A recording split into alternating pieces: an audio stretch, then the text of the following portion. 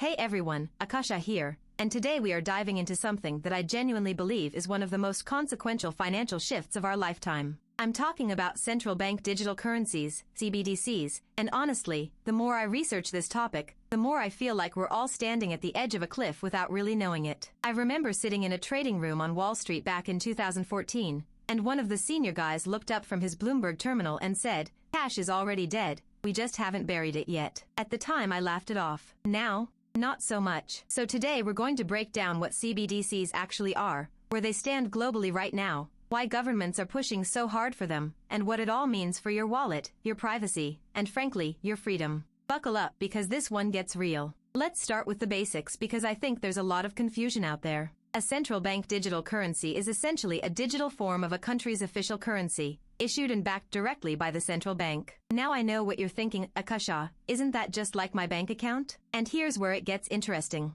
No, it is fundamentally different. Right now, when you have money in your Chase or Bank of America account, you actually hold a liability of that commercial bank, not the government itself. A CBDC would be a direct liability of the central bank. Think the Federal Reserve, the European Central Bank, the Bank of England. It cuts out the commercial banking middleman entirely in many proposed models. Think of it like the difference between holding a gift card from a restaurant versus holding cash. One depends on that restaurant staying in business, the other is universally valid. The technology itself varies by country, but most models involve a distributed ledger, programmable money capabilities, and digital wallets either held by individuals or through licensed intermediaries. That word programmable is something we are absolutely coming back to because it is the key to this entire conversation. Here's something that might surprise you. This isn't a future conversation. This is happening right now, today. According to the Atlantic Council's CBDC tracker, as of 2024, over 130 countries representing 98% of global GDP are actively exploring CBDCs. Let that sink in. We're not talking about a fringe idea debated in academic circles. China is the most advanced major economy here. The digital yuan, called the ECNY, has already been piloted across dozens of cities with over 260 million individual wallets opened and more than 1.8 trillion yuan in transactions processed. China has been running this thing since 2020, people. The Bahamas launched the Sand Dollar back in 2020 as well, making it the first fully deployed retail CBDC in the world. Nigeria launched the e-Naira in 2021. Brazil's DREX project is in advanced pilot phases. The European Central Bank announced in 2023 it was moving into the preparation phase for a digital euro, targeting a potential launch within the next few years. And the United States? We're studying it. The Federal Reserve published a discussion paper in 2022, and there are ongoing debates in Congress that are frankly more politically charged than technically complex at this point. But don't confuse slow with stopped. The pressure internationally is enormous. Now I want to be fair here because there are legitimate, genuinely positive arguments for CBDCs, and I think it's important to acknowledge them before we get into my concerns. Governments and central banks point to a few compelling reasons. Financial inclusion is the big one. According to the World Bank, roughly 1.4 billion adults globally remain unbanked. CBDCs theoretically give anyone with a smartphone access to the formal financial system without needing a traditional bank account. In countries with unstable banking infrastructure, that's actually meaningful. There's also the efficiency argument. Cross-border payments right now are slow and expensive. The average international wire transfer can take 3 to 5 business days and costs between 6 and 10% in fees according to World Bank data. CBDCs operating on interoperable systems could theoretically make that instant and nearly free. I will give credit where it's due. That would be genuinely transformative for global commerce and for people sending remittances back to family. Monetary policy transmission is another one the central bankers love. During COVID, getting stimulus money to people quickly was logistically messy. With a CBDC, the Fed could theoretically deposit money directly into every eligible citizen's digital wallet within hours. No paper checks, no processing delays. Okay, now here's where I have to be honest with you.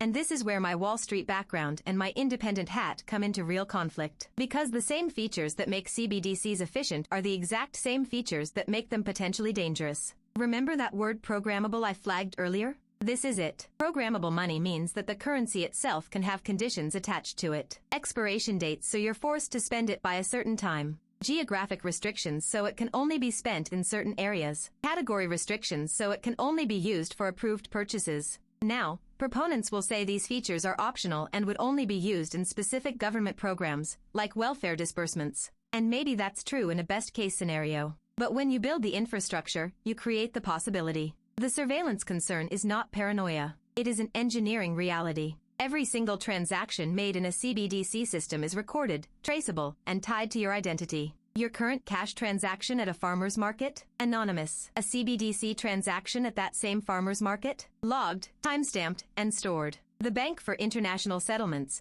which is essentially the central bank for central banks, has explicitly discussed transaction monitoring as a feature for anti-money laundering purposes. That's a real and valid use case. But that same infrastructure can be repurposed. China's ECNY rollout has already shown us what this looks like in practice. Reports from journalists and researchers documented instances where digital yuan wallets were given expiration deadlines to stimulate spending behavior. That's not hypothetical. That happened. There's also a massive question about what CBDCs mean for commercial banks. If people can hold money directly with the central bank, why would you keep your savings at Wells Fargo earning 0.01% interest? In a crisis or even a panic, you could see bank runs happen at digital speed. The European Central Bank has actually proposed holding limits on digital euros specifically to prevent this from destabilizing the existing banking system. So they're simultaneously building something that competes with banks while trying to protect those same banks. That tension is going to be fascinating and messy to watch. And then there's crypto. I've always said Bitcoin and CBDCs are not the same thing, and I want to be absolutely clear on that. Bitcoin is decentralized, permissionless, and censorship-resistant by design.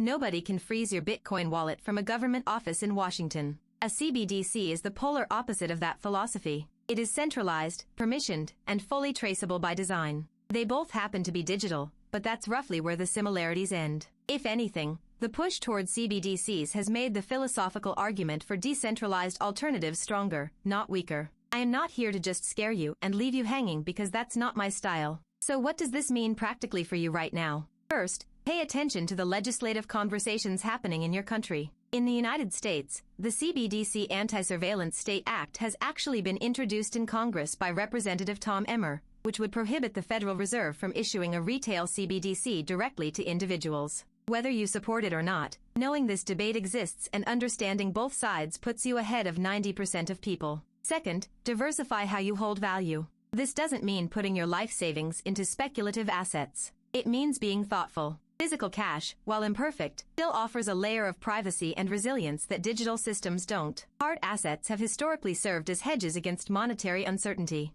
Third, stay financially literate. I know I say this every video, but seriously, the people who understand money are the ones who can navigate the changes it goes through. The transition to digital currency in some form is coming whether we like it or not. Your job is to understand it well enough to protect yourself and potentially benefit from it. Look, I genuinely believe CBDCs represent one of the most significant restructurings of financial power in modern history. They're not inherently evil and they're not inherently wonderful. They are a tool, and like any powerful tool, everything depends on who's holding it and how. I've watched enough market cycles, enough policy shifts, and enough this time it's different moments to know that the details matter enormously, and those details are being written right now while most people aren't paying attention. So I hope this gave you a real foundation to start asking better questions, pushing back on the narrative wherever you find it, and making decisions that are right for your own financial life. If you found this valuable, please hit that subscribe button because we go deep on stuff like this every single week. And let me know what you think in the comments below.